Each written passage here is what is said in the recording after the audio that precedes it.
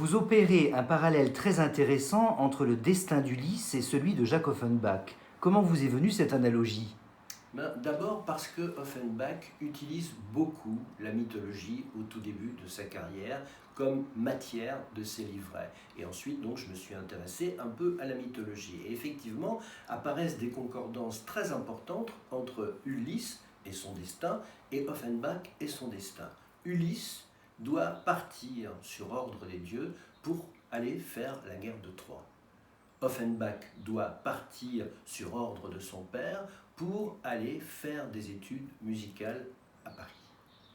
Ulysse va mettre 10 ans pour revenir d'Ithaque et pour revenir à Ithaque, et on peut raisonnablement penser qu'il traverse une crise extrêmement importante sur le trajet du retour. Offenbach va mettre quasi la même période pour écrire Les Contes, qui est une œuvre extrêmement difficile, qui décrit alors qu'il est très malade.